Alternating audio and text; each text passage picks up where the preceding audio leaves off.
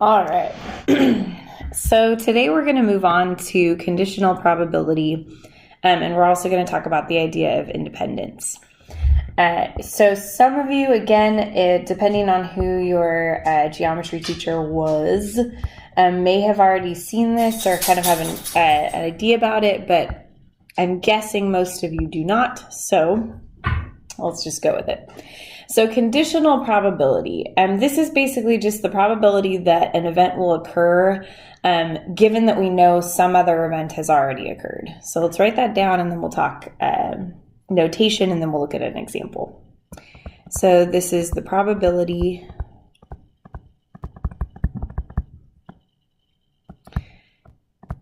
that an event will occur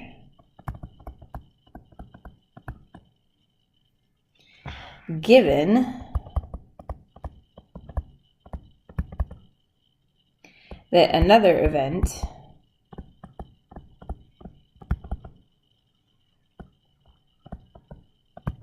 has already happened.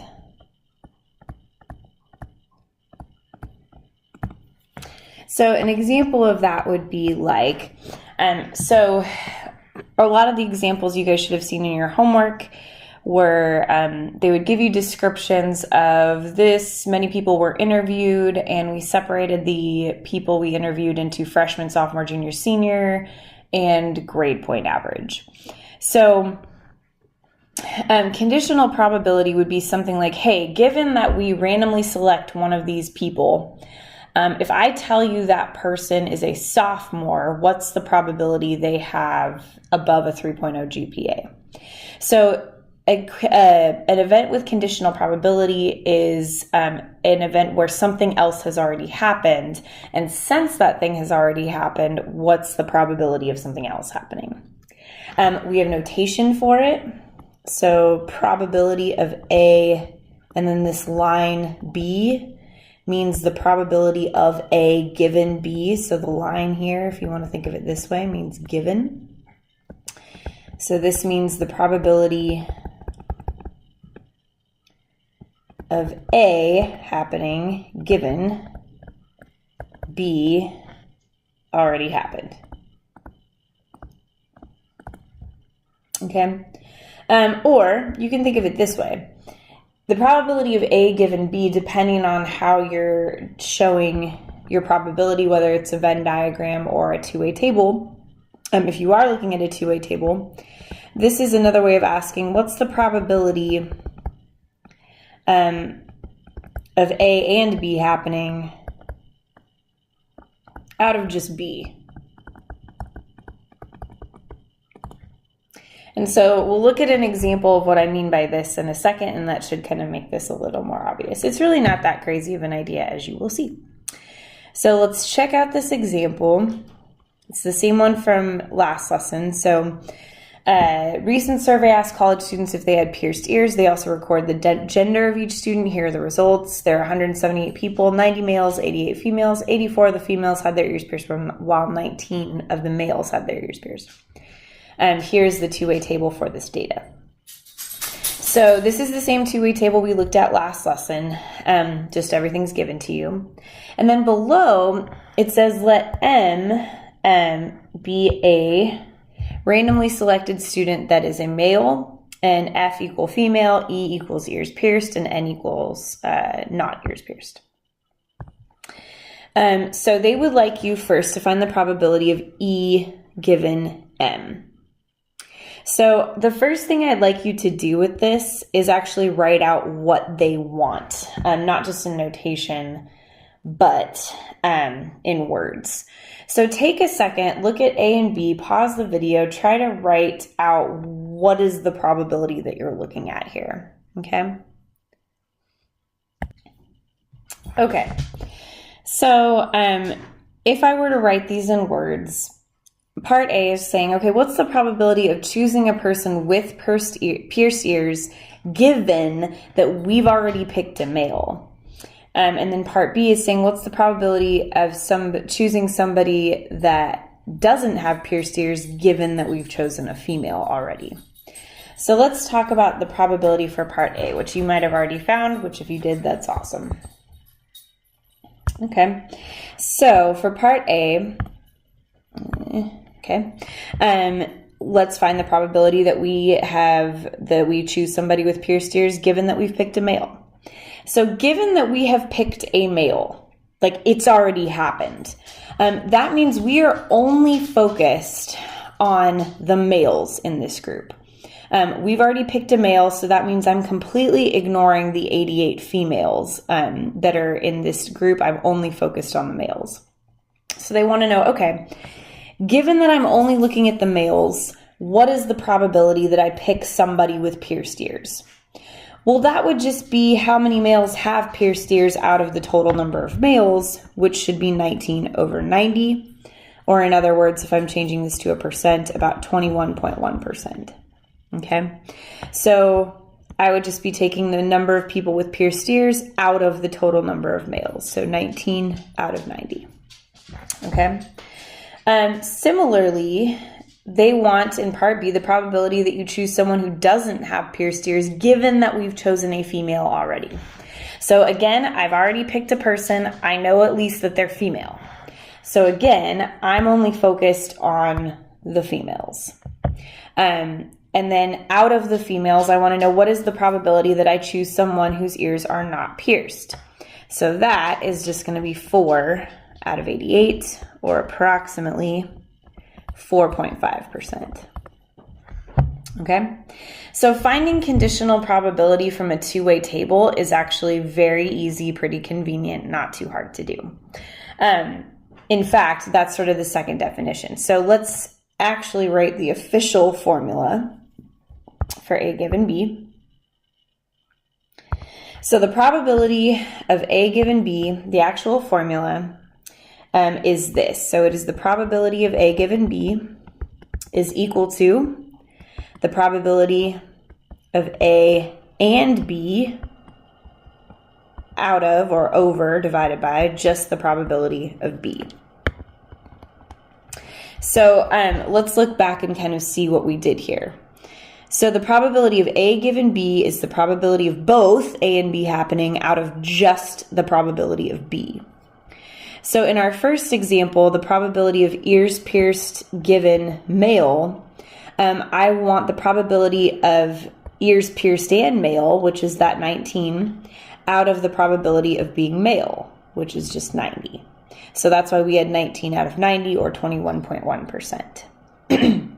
So two-way tables are a really convenient way, or a really convenient method when we're finding conditional probability like this. Because as you can see, all I really have to do is just look at numbers in the table. You're going to see later on, we're going to do things called tree diagrams, which you may or may not be familiar with. We're still going to be doing conditional probability. We're still going to be using this formula, but it's not going to be as clean and easy as the two-way table. Okay, so let's look at an example where we don't have a two-way table and see how this goes. So let's chat. In a certain part of the world, in any 50-year period, the probability of a serious plague is 0.39. The probability of a major famine is 0.52, and the probability of both a plague and a famine is 0.15. What is the probability of a famine given that there is a plague?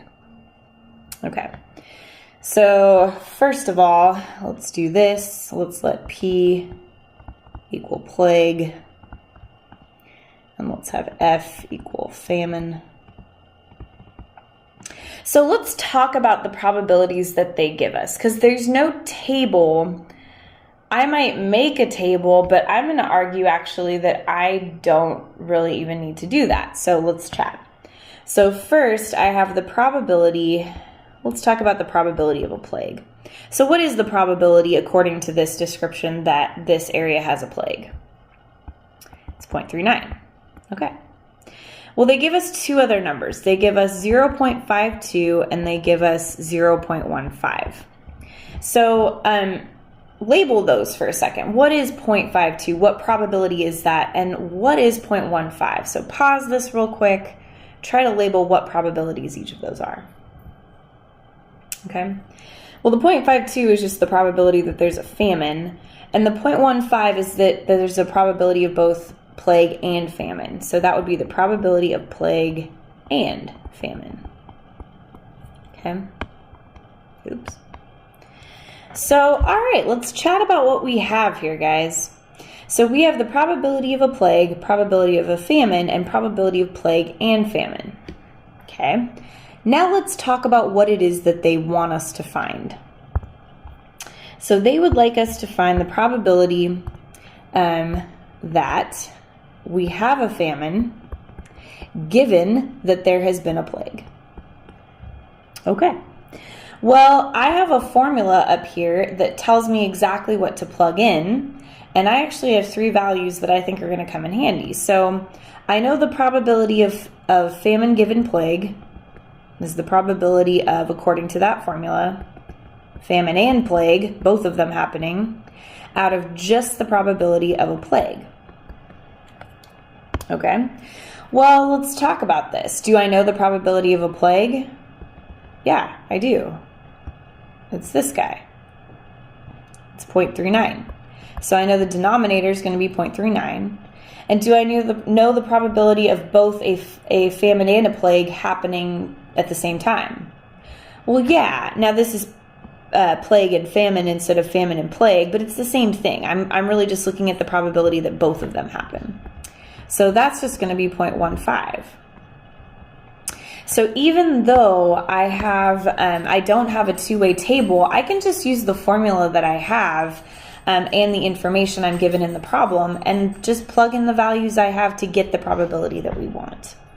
And so if I do 0.15 divided by 0.39, I should get approximately 0.38 or about 38%. And that's it. So you've seen an example where you are asked to find a conditional probability of famine given plague. You don't have a two-way table, but you're still given everything you need. Oops. It's time for my daily I hate Microsoft Word. Okay. All right.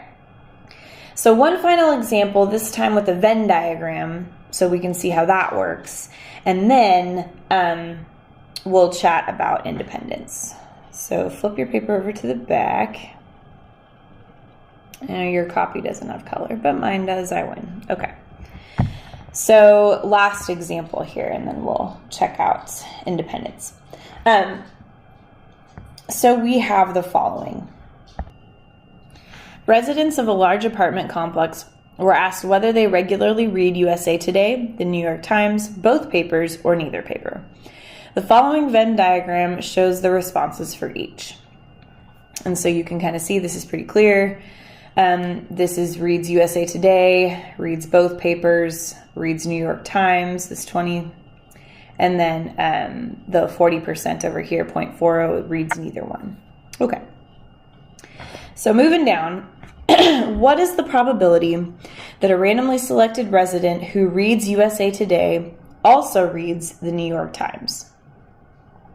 Okay, so let's start with that. So first, let's define a couple of variables. Okay, so let's say, oh my gosh, I hate you. Not you, but you know what I mean. So NYT will have that obviously be the New York Times, so that'll count for, or that'll signify people who read the New York Times. We'll have USA mean the people who read USA Today. And then everything else will just use complement. So we'll put a C next to it if it's not USA Today, if we need to. So let's chat about what it is that they want.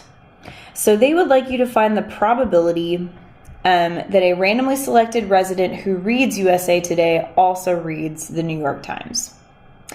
So they would like the probability in general that this person reads the New York Times. But what do we already know about this person?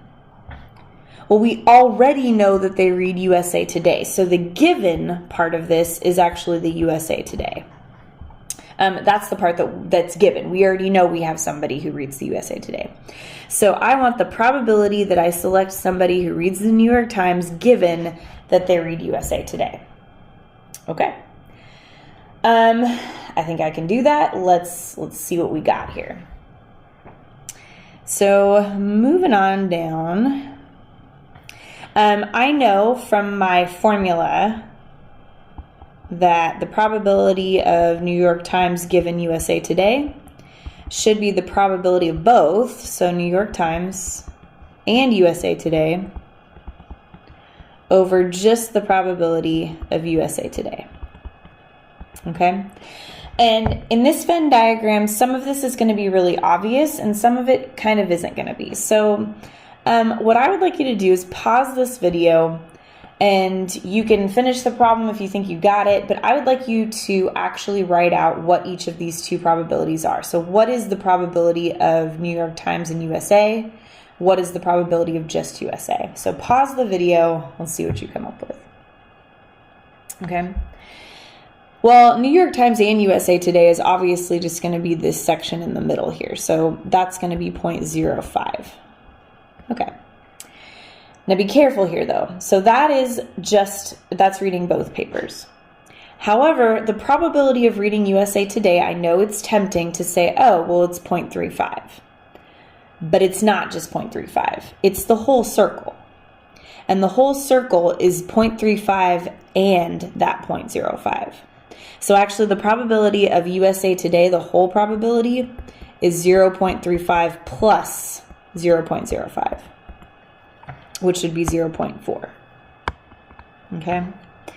So altogether, this is what the probability is going to be. So again, Venn diagram, it's still not super hard to do, but it's not as obvious as a two-way table. So altogether, the probability that I want is 0.05 over 0.40, which is approximately, actually it's not approximately, I think it's exact, 0.125 or 12.5%. Okay. So you have now seen conditional probability from a two-way table, conditional probability from just information, no diagram, and you've now seen conditional probability from a Venn diagram. Any of these are perfectly acceptable to use, so when you're reading a problem, if you prefer to make a two-way table, make a two-way table. If you want to make a Venn diagram, make a Venn diagram. But I will suggest that you make some kind of diagram just because it's a little easier to visually see something. Okay? All right, people. So we got one more idea to talk about, and that is independence. And this is a very big deal. This is going to come back in the second semester big time because independence is kind of an important thing to know. So two events are independent if the fact that one event occurred does not at all affect the probability that the other one will occur. So we'll write that down. We'll talk about it. We'll move on. Yes, word. That's what I wanted. Ugh. Okay, so if the fact that one event occurs does not affect the probability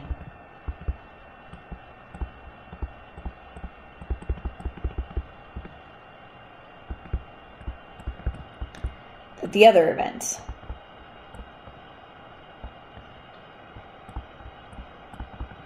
occurs. Okay? So, let's talk practicality, and then we'll look at actual formulas, and then we'll look at a problem. So I randomly select an Edison High School student. I have a student in a box. I have randomly selected this student. Okay. What is the probability that they're female? I don't know, Brisa, 50%, I guess. Yeah, that's exactly the point. I randomly select a student. I have a student in a box. I ask you if they're male or female. The probability of each is roughly 50%. So I would say, I don't know, 50%. You're right. Okay. I randomly select a student. I have a student in the box. And I tell you that this student is on the football team. What is the probability the student is female? Now I got a little bit more information that's actually slightly useful. Because I've told you that the student is on the football team, does that influence the probability that this student is female? Yes, it does. So because I've told you the student is on the football team, most likely this student is male. Most likely this student is not female. But Brisa, you can totally have girls play football. Hello, this is 2018. I feel you. However, that's kind of not what we're focused on. What we're focused on is, if I give you this extra piece of information, does it help you have a clearer picture of the quote-unquote person in the box? If it does help you have a clearer picture, if it does change the probability that I told you before, then those two events are dependent. They are not independent. So I have a random person in the box. What is the probability that they're female? 50%. Okay. I have a random person in a box. They are on the football team. What is the probability that they're female? Now we're talking more like not 50%. We're talking what, like 2%, 1%, 0%? Are there any females on the football team? I don't know. So because that 50% probability has changed, those two events are not independent. Being on the football team and being female are not independent. They're dependent. Versus, last idea. I have a person in a box. This person is wearing jeans. What is the probability that they're female? I don't know. It's still 50%, right? I don't know. Jeans, wearing jeans and being male or female does then appear to be independent, because the fact that I told you they're wearing jeans doesn't really seem to affect whether or not I know this person is male or female. So that is the idea behind independence. If I tell you a piece of extra information, does that change the probability of this other event? Okay, so that's sort of the common sense approach to independence. And as a formula, the way that this works is like this. And this kind of makes sense for what we just talked about. So the probability of A, given that B already happened, should be roughly equal to, you know what, I'll change this. Say approximately. Should be roughly equal to the probability of just A. So the probability of A given B, if these two are independent, should be roughly equal to the probability of A. So let's talk about that in terms of what we just said. The probability of being female given they wear jeans. Well, I don't know. Jeans doesn't tell me anything. Well, that's exactly the point. Because wearing jeans doesn't tell you anything, then the probability of being a girl should just be the same. It doesn't tell me anything. So the probability of being a girl is roughly 50%. I tell you that, oh, by the way, this person's wearing jeans, doesn't help me. It's still 50%. So this would still be 50%. This would still be 50%. So formula-wise, that is what independence looks like. The probability of A given B is just the same thing as the probability of A. Telling you that B happened doesn't help you find the probability at all. It doesn't change anything. And then, of course, conversely, if I switch them, the probability of B given that A happened, A doesn't really tell you anything about B. So it should just be the same thing as the probability of B. Okay? So formulaically, I don't even know if that's a word, if the probability of something given something else is just the same thing as that original event, then those two events are independent. Okay? So we are going to look at a final example, talk about independence common sense wise, and then we're going to actually use math, show that they're both kind of equivalent, and then we'll be done. So we're referring to the example on the last page about being female and having pierced ears. So it says, are the events being female and having pierced ears independent? Justify your answer. Okay. So before we do this with math, and you, by the way, on the AP test would only be expected to do this with math. This is statistics. We can absolutely apply some common sense here. So let's talk common sense for a second. Okay. Are having pierced ears and being female independent.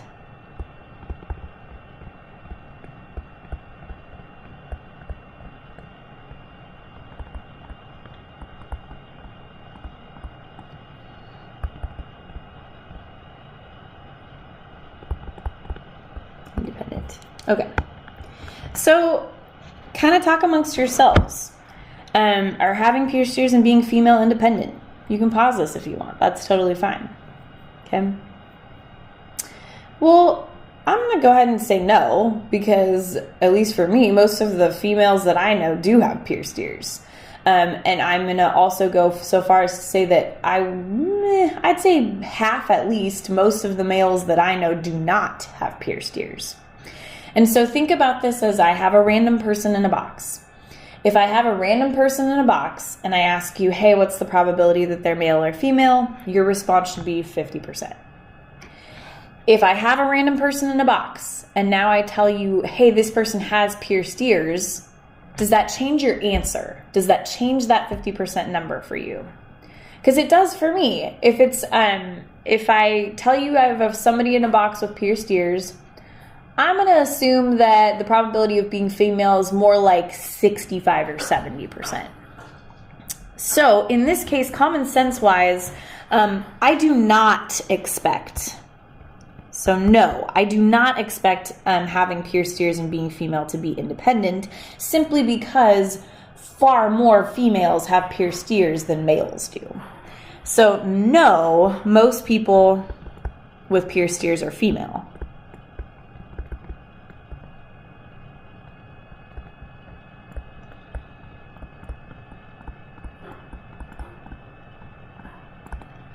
So again, if I tell you a person has peer steers, you know that they're more likely to be female. So these two things shouldn't be independent, okay? So that's sort of the common sense method. We're gonna now use actual math, and what we should find is that the math is gonna back up the common sense.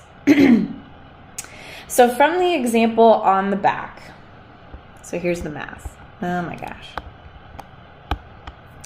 So from the example on the back, remember I had male, female, and then pierced ears, or no wait, was it E? I think it was E. Let's see here.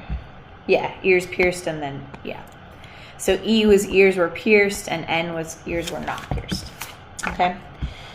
So if I want to show that being female and having pierced ears are independent, then what I need to show is that the probability of being female given that you have ears pierced is the same thing as just the probability of being female. I also am going to need to show that the probability of having ears pierced given that you're female is the same thing as just the probability of having ears pierced. Okay? So those are the two probabilities that I am going to need to show. As long as these two are equivalent or roughly equivalent, they don't have to be exactly equal, but as long as they're pretty close, then I should be able to show these two are independent. And if they are not close, then they will not be independent. So let's check this out. So first, let's start with the probability of choosing a female given that we have somebody with pierced ears. Okay? So we're going to find that probability first, and then let's find the probability that I've chosen a female. So I'd like you guys to flip back to the other page, pause the video, and find me both of those probabilities real quick. Okay?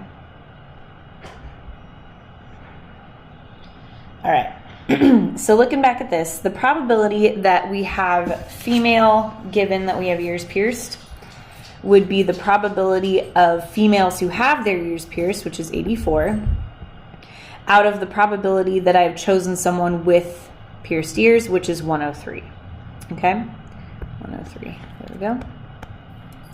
Whereas the probability of being female would just be the probability of the total females, 88, out of the probability of the total people, which is 178.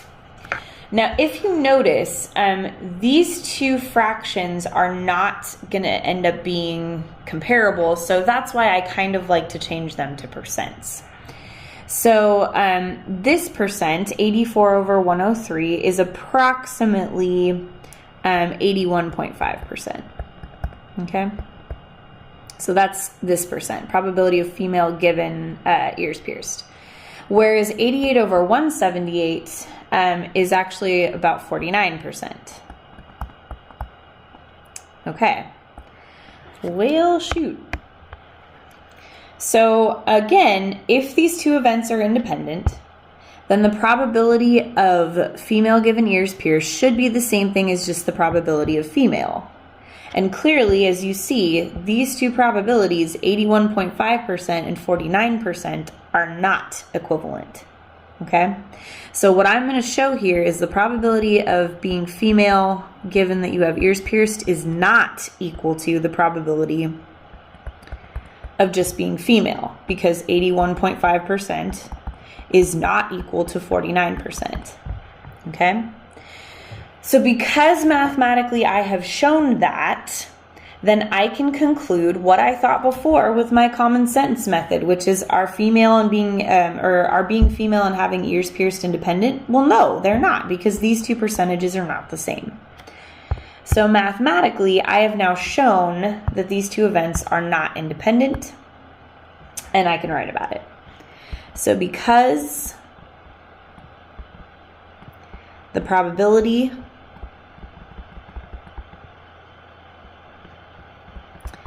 of being female is not the same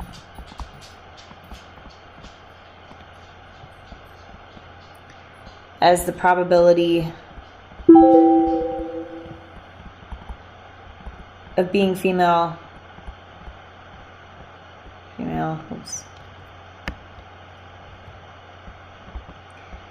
given someone has their ears pierced. These events are not independent. You could say dependent. So dependent, not independent. Okay? Now let's talk for a second. If you noticed, I actually only focused on this equation. If I was trying to show independence, I would actually need to discuss both. So I would need to talk about both this equation and this equation.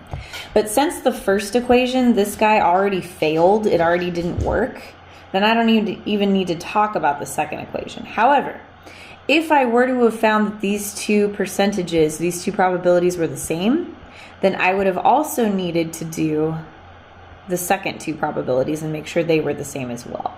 Okay? So if you already show that one group of probabilities is not equivalent, then you can just skip the second one. Okay? But altogether, guys, never ever try to separate this from common sense. So remember, if you're looking at two events and you think to yourself, no, I don't think those are independent, I think they're definitely related, they're dependent, then you're probably right. And the math that you find should back that up. Okay? So hopefully this lesson was okay. Hopefully it made sense. This is very similar to lots of stuff you were going to see on your homework and homework quiz. Have a lovely day.